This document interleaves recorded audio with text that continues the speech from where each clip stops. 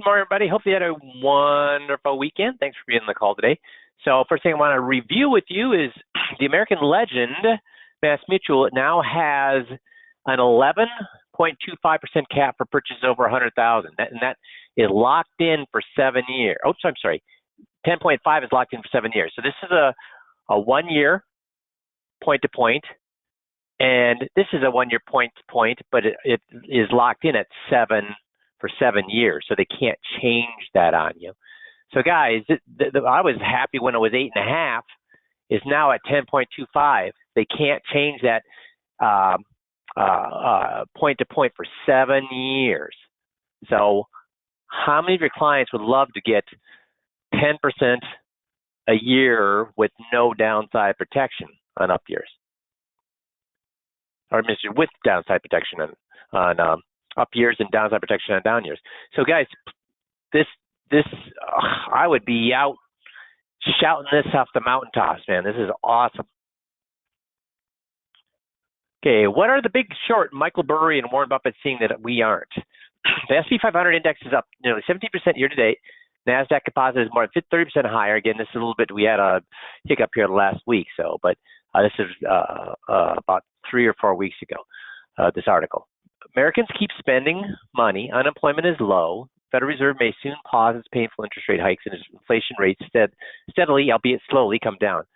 But the SEC filings out Monday showed Warren Buffett, Berkshire Hathaway sold almost $8 billion more than it bought. That's not too much by his standards, but it's a significant move when the market's up. Michael Burry, the big short investor, who became famous for correctly predicting the epic collapse in the housing market in 2008, also made a gigantic bet last quarter on Wall Street. Burry's fund, Scion Management, bought $866 million in put options. That's right, to sell an asset at a particular price against a fund that tracks S&P 500.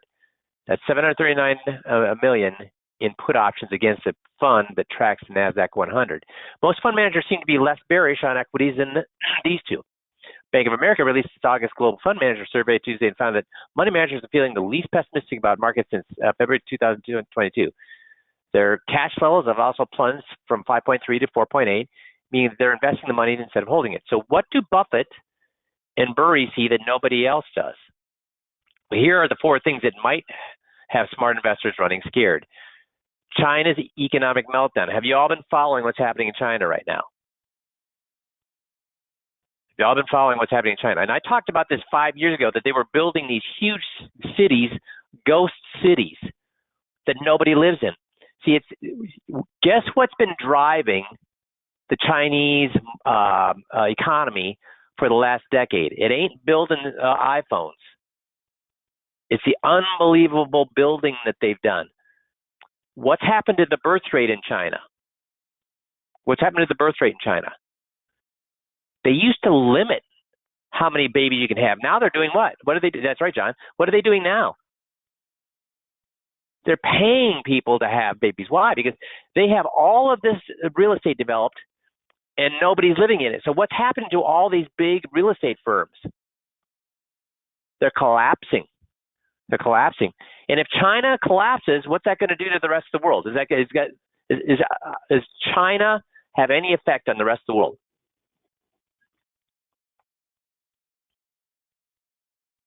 To China, yay or nay?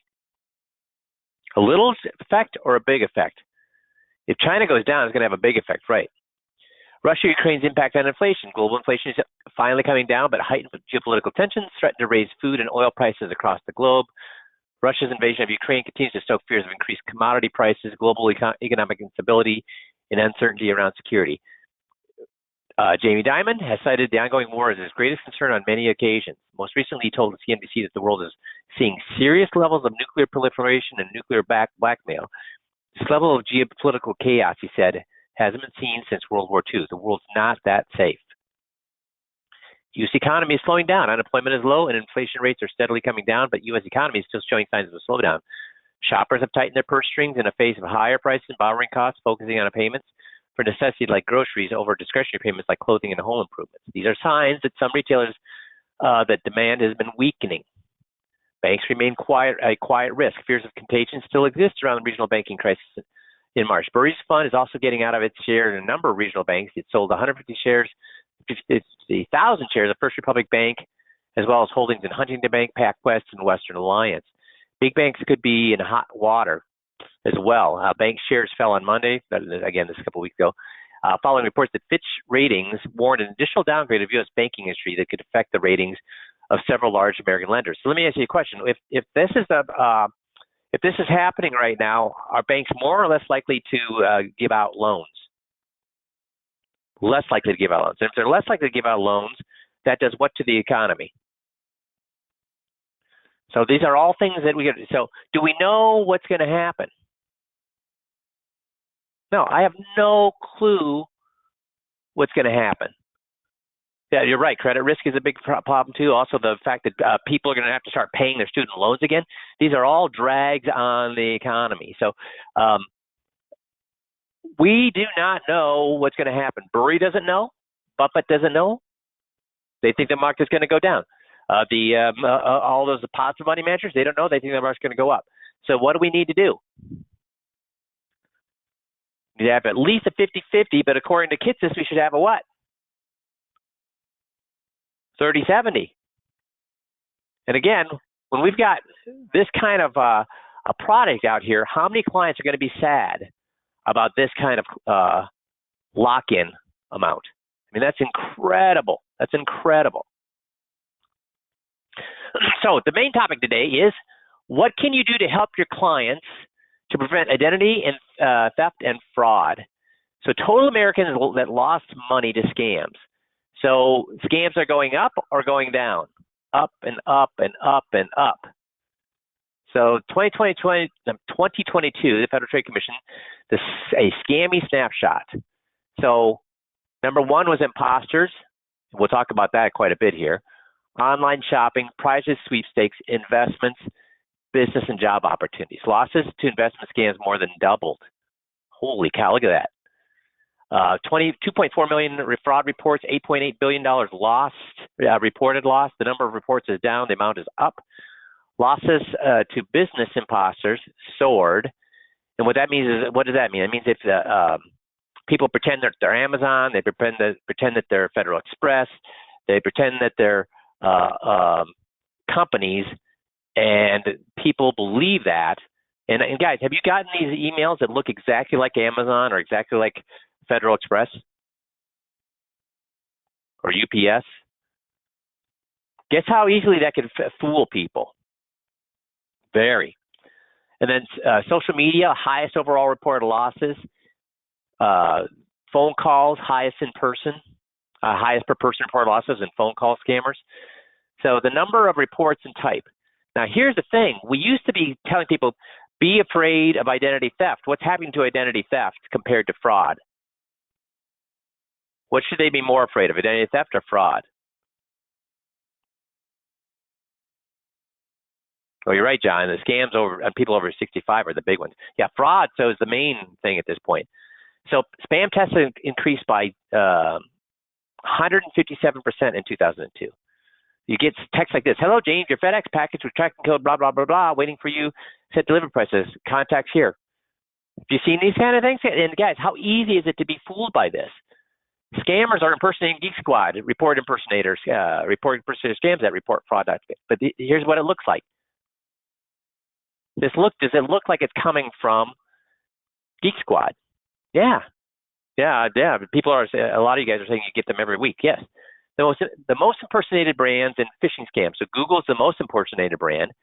Amazon, WhatsApp, Facebook, Microsoft, Outlook, Netflix, Apple, Huawei, is that what it is? And PayPal. So these are the biggest brands. It will probably get only worse. Why?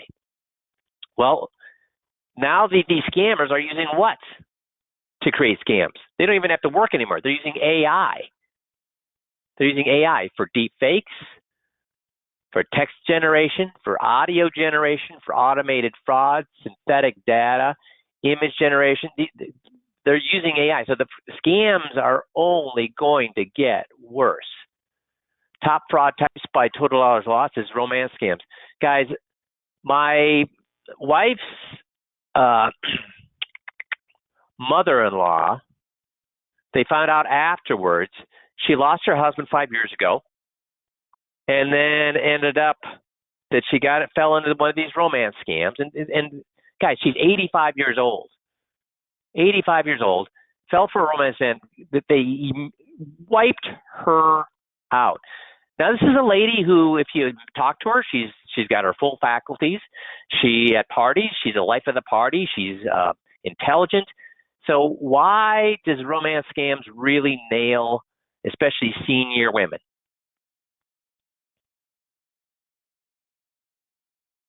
And Missy, if you can get in here, we knew another lady who was young, right? She was like in her 60s, super smart, super together. She actually ran a financial advisor's office very, very well. And she fell for one of these scams, and she had her the financial advisor that she worked for telling her, don't do this. She had friends telling her, don't do this. It's a scam. She had, how many people were telling her not to do this, Missy? Lots and lots of people. Everyone she knew could see it and said, this is a scam. This is not who he says he is. And she couldn't get over it. And she was set up for life. She was set up for life. She lost hundreds of thousands of dollars. She lost her house, had to move into an apartment. And she's not, and that's what, yeah, people are saying, you don't have to be dumb to fall for these.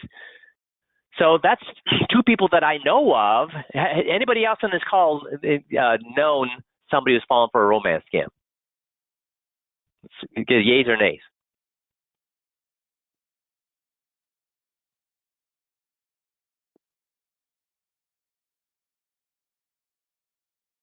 No, nobody else. Well, it is the number one out there. And should you be? You have to be very, very careful talking about this with your clients. But should you be talking about this with your clients?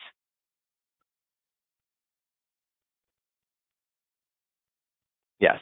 Now, here's the sad thing. My wife's mother-in-law, a year later, these scammers had came back and offered her a way to get her money back. And the bank then called her son and said, she's at this again. And the son called the sheriff office. The sheriff's office had to show up at her door and say, listen, you cannot give, we told you to ignore all future contact from these people. And if you do deal with them again, we will arrest you for money fraud. Now, they weren't going to arrest her for money fraud. She's a little old lady, but they wanted to put the scare of God into her so she wouldn't do this all over again. But she's at the food shelf now. So these scammers are going to take what little she had left, and she's going to the food shelf, had to move into a low-income housing, and they're going to still come back and take even more from her. So that, guys, this is something we need to help our clients with. So what are the other types of fraud? Imposture, or acting like you're the government, prizes, sweepstakes, lotteries, pretending you're, the business imposter, like whether you're Google or Amazon or Netflix or whatever, investments, tech scams, timeshares, imposture of a friend or family, right? Online shopping, timeshare resales. And somebody said this, yeah, you don't have to be dumb to fall for these. A lot of people are like, well, I'm really smart. That's not going to happen to me. How many of you are familiar with the what's her name? The lady with the blood company out in California, Elizabeth something or other, where she said that she went from nothing to a billionaire. Holmes, thank you, Elizabeth Holmes, thank you, John. So, and guess who was on her board? So it was all fraud. She was saying that she could take one drop of blood and do 1,000 different tests on it. It was all fraud. Guess who was on her board of directors? And guess who believed her? There were secretaries of state. There were generals. There were CEOs of companies. These were all people that fell for this scam. So everybody needs to be ultra aware of this. And the best person to help somebody to avoid it is somebody that has no skin in the game. And that's you guys with your clients. So here are 4 widespread scams that even smart people can fall for. Student loan forgiveness scam. So under the Biden administration, student loan forgiveness application opened 2022. As soon as the application opened, scammers got to work. So guys, right now, how emotional is it for a lot of these people with student loans to have to start paying again? So, and when you're emotional, do you make good decisions or bad decisions? Do you analyze things, or do you do knee-jerk reactions? So this is one. Oh, and by the way, is student loans only for young folks? Student loans? No, there are a lot of baby boomers that still have student loans. So this is something that you should be talking about. Does apply to many of your clients. One-time password, how it works. It's easy to get caught by this scam because communication looks like it's coming from a legitimate financial institution or a company that you do business with. It may come through a robocall or a text. I actually received a text stating that a few expensive items were being purchased through my Amazon account and that I needed to text back my password right away to verify that the purchases were mine. This has actually happened. This is not written by me, but this has happened to my wife and myself several times. I could easily have sent my password back to the scammer thinking it was actually Amazon and that was securing my account, but I had done that. I would have given them my access to my account and they would have easily started making purchases in my Amazon account. This happens all the time. Wow. John's 89-year-old had $178,000 forgiven because of that. Yeah, they're poor, desperate, and yeah, exactly. Check washing scams. This is huge right now. How it works? You may be thinking, do people still write checks? Yes, they do, especially what? Older folks. And still, some places do require checks. Yes, they do. It's in large enough numbers that scammers have found a way to take advantage of it. It's called check washing and involves changing the payee names and the amount of the check, then depositing the check in the scammer's account. Typically, a scammer gets hold of the check by taking it out of the mail. They then wash it in chemicals to remove the ink, create a blank check. Some will go as far as to create an entire checkbook from one check. So this is stuff that you need. If people use checks, should you be talking to them about that? Travel cancellation scams. During the peak travel season, travelers are being hit with massive airline delays, flight cancellation. Scammers have seized upon this to create scam targeting people whose flights have been canceled and are desperate to rebook. And guys, is this information out there? You're like, well, how would they know that my flight was canceled? How would they know that my flight was delayed? Is this information out there to people who want it? Yes, it is. The scammer will put a fake number or website, or will even go so far as to use the logos of various airlines. And if you're doing a search, this fake number or website will come up. You call the scam number. And so, guys, if you're doing a search even, this fake number or website will come up. You'll call the scam number, and the person on the phone impersonating the airline employee will offer to rebook you another flight for a fee that's usually several $100s.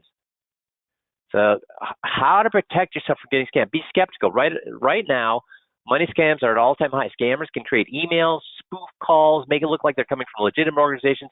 Don't share passwords. Don't share banking information. Don't share one-time codes with anyone, which make it easy to steal it. So guys, yes, I get that you get this, but people are being scammed. Smart people are being scammed. So it's worthwhile visiting this with your clients. Be careful with your phone. If you think you're receiving a spam call, don't answer it. If you do, don't push any buttons. I actually have calls that pop up on my phone labeled scam likely, and I block those calls immediately. Do all of your clients, you think, know how to block calls on their iPhones or on their Androids? Do you think that would be something that would be worthwhile for them to know? Many of us take care of a lot of our business on our phones, and it may be very convenient, but it's also okay to slow down and check first. If you think it may be legitimate, call them back, and you can verify this. This leads to my next point. Research companies before you make any purchases. So if you're on social media, you're going to be hit with advertisements, whether it's for fitness equipment, clothes, vacations, investment opportunities. You need to what? Before you ever send money to a company that's advertising on social media, you think, well, of course it's on Facebook, it's going to be legit, or of course it's on Instagram, it's going to be legit. No. They're not checking to see if these companies are legit. So you have to do it yourself. And guys, are these entities, Facebook, Instagram, etc., are they very, very good at targeting? So if a woman's a knitter, how many knitting things is she advertising is she going to get? she's a sewer, how many sewing? If she's a fitness freak, how many fitness ads are she? So they know how to go after these people where they live, and once they have that information, they're going to go crazy. So teach people how to research companies and not just believe that a company's real.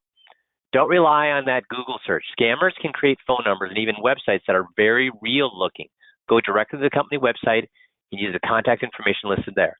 If you are trying to rebook a canceled flight, you're being asked for money up front.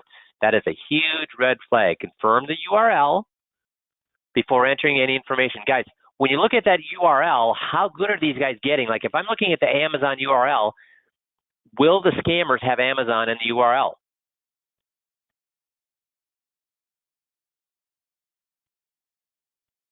Yes, they do. They may spell one of the letters wrong or add more stuff to it or whatever. So it actually still looks like you have to be very careful. If it's Amazon, it should only say what in the www.what.com.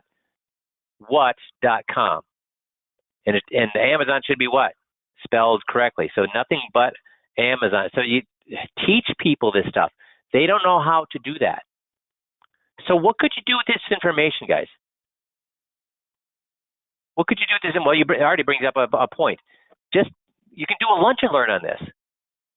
You can do a lunch and learn, and you're asking Artie, can we use these slides for a client presentation? Absolutely, you can. And if you go to the FDIC, this is a great handout that you could give people.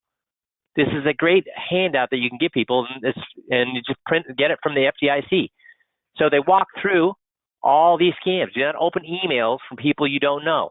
Be careful with links and new website addresses. Secure your personal information. Stay informed with cyber threats.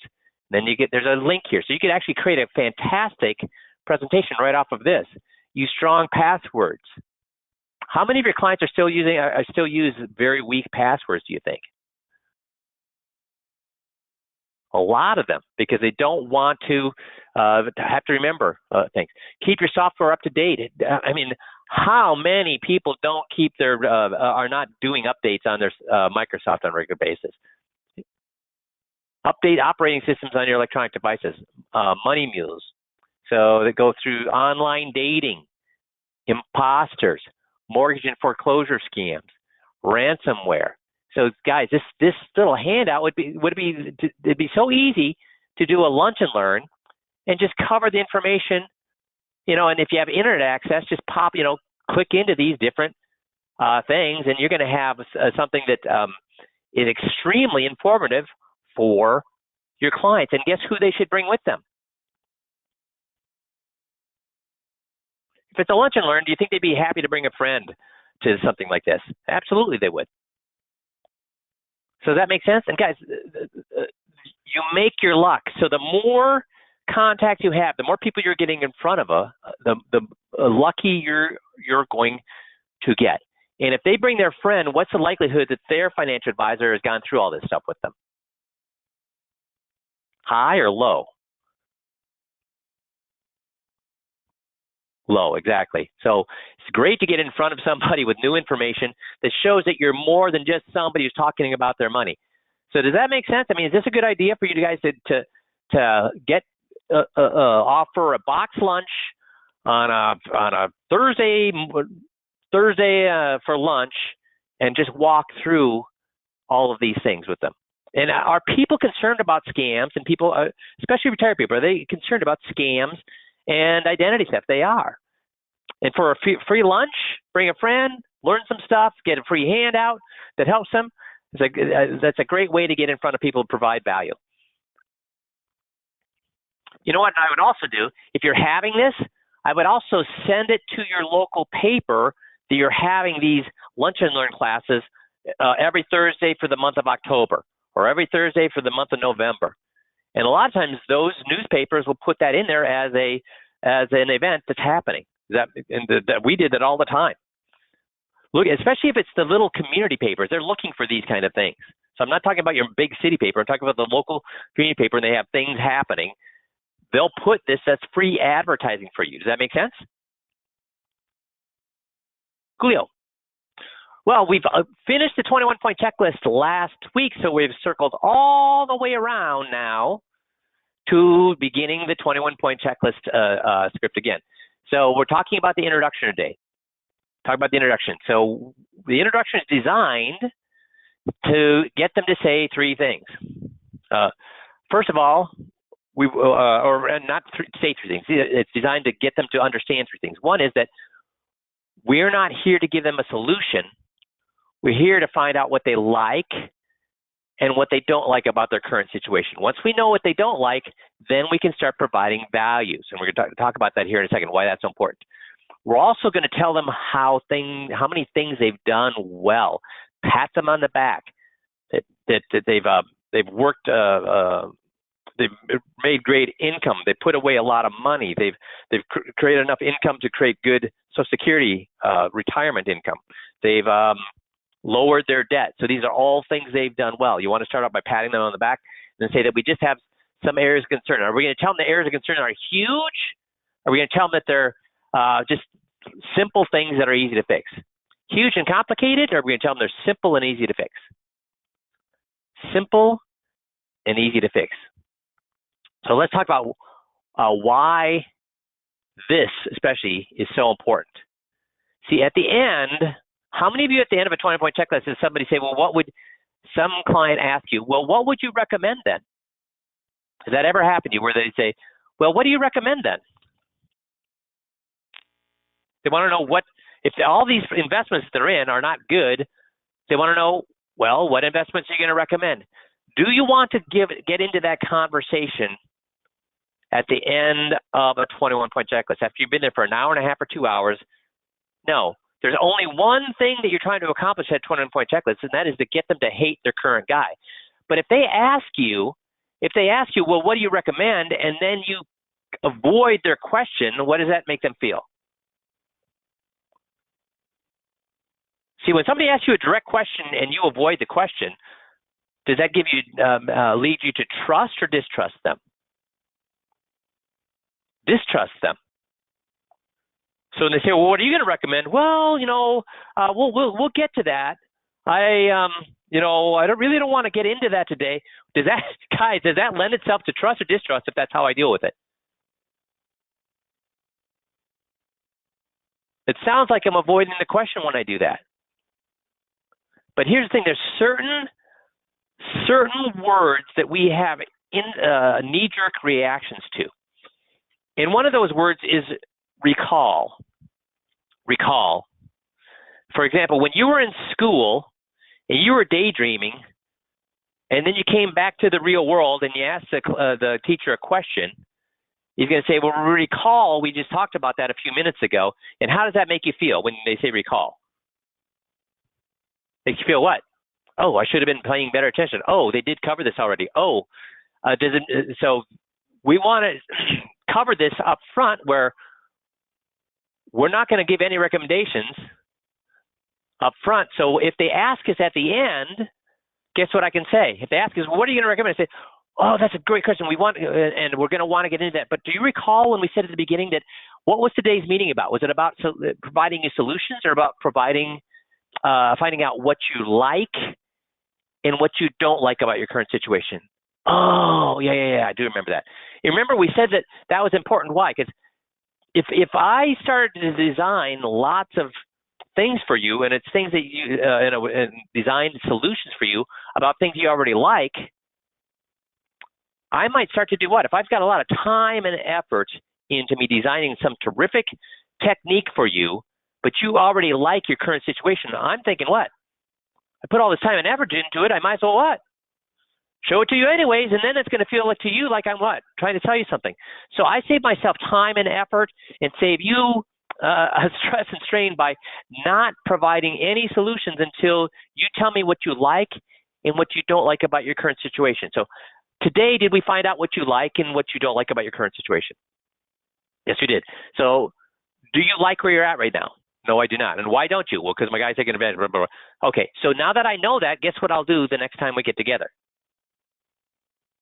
So do you see how I'm doing that, guys? Do you see why that's so important? You have to do the beginning, because then they're saying, oh, he covered this up front. That's right. He did say that up front. Because if I don't do that and I start doing a soft shoe, avoiding their question at the end, guess what? They're going to start to distrust me because it looks like I'm avoiding the question. Now, the other question I get from guys saying, well, why don't you just give them a commercial about what's going on? So, guys, if they say, what kind of solutions you can have? I say, well, how would you like to? I just give them the 2-minute commercial. Well, one of the things I like to do is we have money managers that use a lot of information, have a lot of back-tested information that will allow us to get most of the gains, but a lot less losses. And we have ways to actually prevent losses, but share in the market returns. So those are the kind of things we're going to look at. Okay. And then they go along their way. And we're thinking, hey, that's good. They seem to like that. Guess what they're going to do when they get home? Guess what they're going to do when they get home?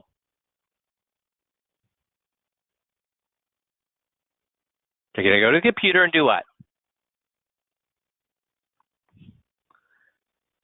Start Googling. They're going to start Googling what? Market returns with no risk. Algorithms. They're going to money managers who give you rates of return with lesser. Guys, what happens when they go home and start Googling that? The internet's going to tell them that all those things. If you look at the pages that come up when people Google those kind of things, companies are not stupid. And you'll see several of these things. Don't buy it. If you type in how to get market returns with no risk, guess what's going to come up? A bunch of organic searchers are going to say, don't buy annuities until you read this. Annuities are bad. Now, they didn't type in annuity, but are there people out there who are smart enough with SEO, with search engine optimization, who've already know where the organic search is going to send them? Yes, there are. Anything they see on the internet is going to tell them what? Be careful, don't do this. Or they may not even go to the internet. They may talk to their accountant. They may talk to their guy, if you didn't do a good enough job to kill their guy. They may talk to their family. And if you just give them a commercial, guess what? All those people are going to say what? Their accountant, their family, and their guy are going to say, what about the thing you were mentioning in your commercial? Was it a good thing or a bad thing? Good or bad? They say it's bad. We're going to say it's bad. So you don't want to give them any commercial for a product until you can get in front of them to do an FIA presentation where they will tell you 100 times in an hour that they want to do that. So telling, selling, preaching, teaching for 2 minutes at the end of a 21-point checklist is extremely dangerous. Nothing good can come from that, but an awful lot of bad can come from that. You need to get them in front of you for a full hour where they tell you in their own words why they want to do something. Does that make sense? That's why this intro is so important, especially getting them to get them to say in their own words why you're not going to give them solutions today. Does that make sense? So let's look and see how we do that. So I have to get into the internet here. Meeting process.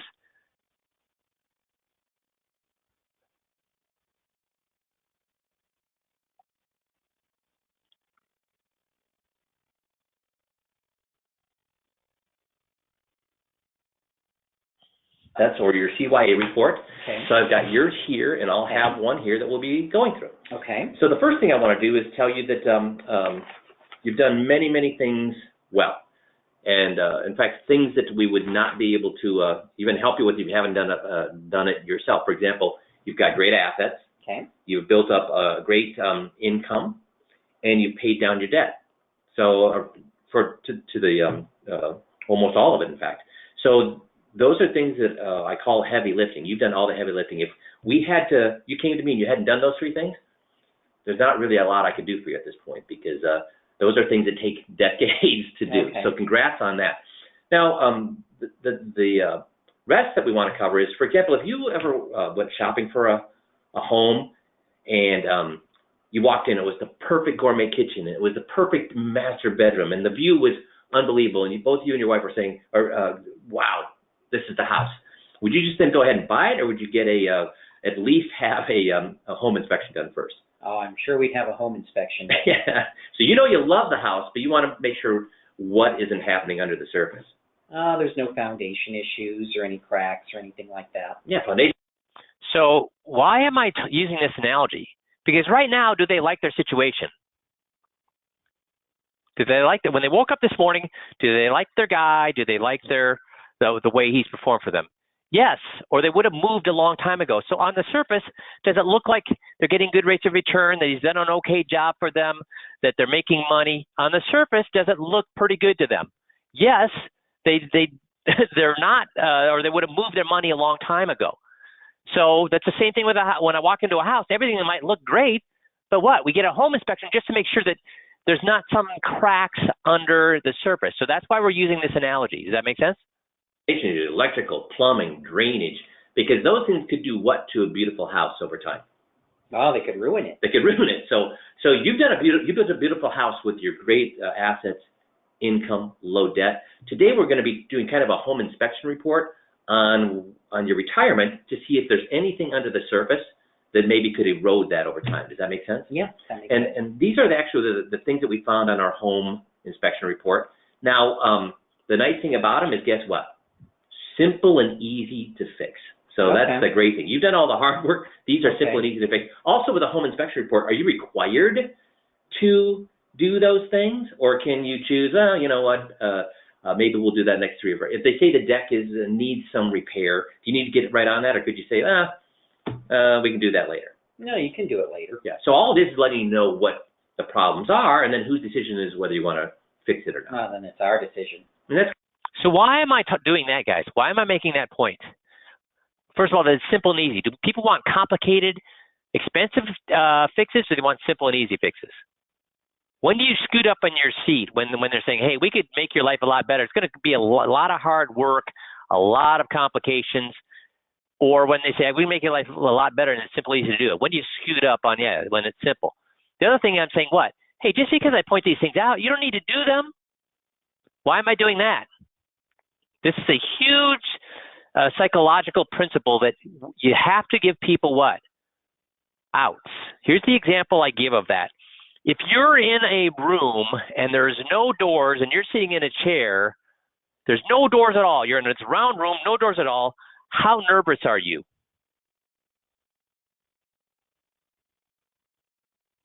There's no doors, there's no escape. How nervous are you? Very.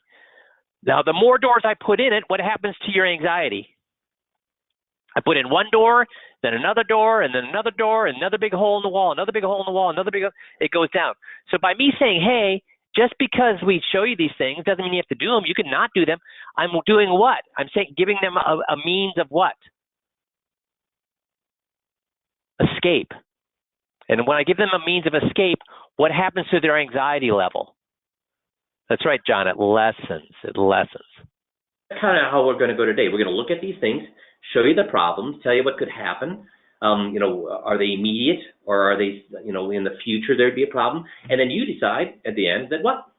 Oh, whether or not we're going to take care of it. Does that make sense? Yep. Seems like a fair way to go forward? Yeah, sure. Super. So the first thing we want to talk about is what we call a survivor's guide. And unfortunately, if I go back here, I didn't do here one of the most important parts, which is what?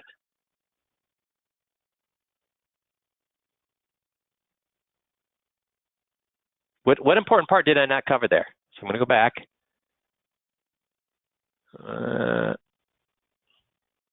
Checklist. You don't have to be writing them all the time. Though writing them would actually be good because it'll help you memorize to get you to the point where you don't need them any longer. So that's the other thing.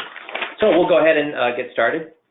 So Jeff, today we're going to go through your Cover Your Assets or your CYA report. Okay. So I've got yours here, and I'll have one here that we'll be going through. Okay. So the first thing I want to do is tell you that you've done many, many things well. And okay, so what I did not do here, if I can get out of here and get back to just a second.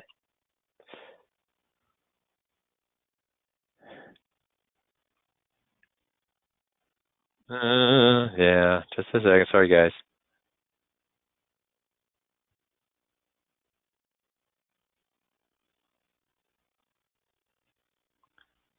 Why is that not working?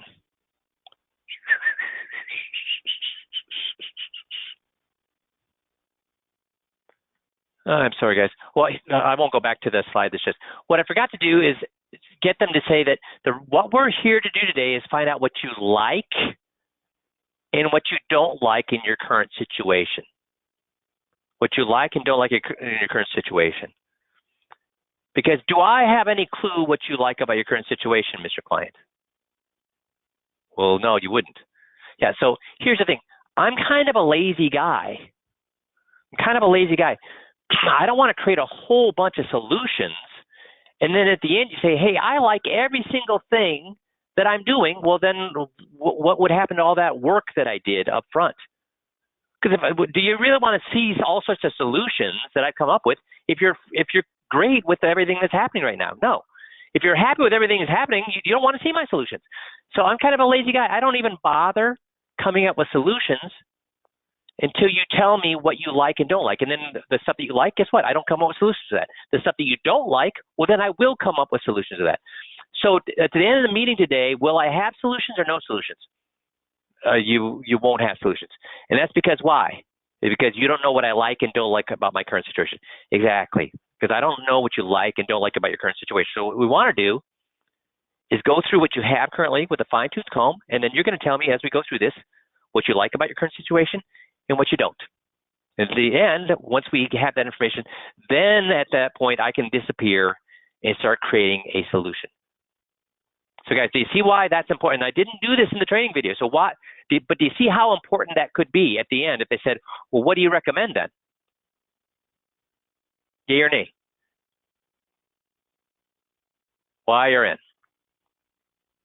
Yeah, it's extremely important because you don't want to get it at the end and then get into a situation where you avoid their question when they say, well, what would you recommend? Or worse yet, give them a commercial. Okay? So does this help again? I'm just going to ask one more time, then I'll quit asking this. We've now circled back and we're going to go back over the 21-point checklist script by script. Is this helping you to go back through it script by script going forward at the end of a normal coaching call, just so you can get another reminder of why we're doing what we're doing in the script? Okay, everything good. Okay, I will not ask that again. So next week we'll be right into the Survivor's Guide. So what time is it here? It's 9:45. So for those of you who want to be on the script call, we'll start in 5 minutes, which is 10 to 10. I appreciate everybody being on the call today. Really consider doing that fraud lunch and learn for clients and friends. I think it's a great idea. It's always apropos. It's in the news all the time. And I think you could get some good traction with that. Thanks for being on the call today. I will talk to those that are going to be in the script call here in 5 minutes. And everybody have a great week. We'll talk to you next Monday. Thanks, everybody. And I'm just going to jump in there real quick. I saw lots of people asking about the links or the slides or, the different resources of the fraud stuff that Mike went through. I will post all of those links. So every link that he just went through on the coaching call, I will post all of those individually with each of the articles. I will also this week post the slides. So in case you want to take any of those items, depending upon what you're using them for. So I will go ahead and post the slide deck as well. So you'll have several different tools there, but there's tons of those articles that he went through that have, links within the main slide. So I just want to make sure that you have the full article of each of those as well. So I will post all of that on the replay page of the 5Q website. Coolio, thanks. All right, guys, have a great week. Talk to you all next Monday.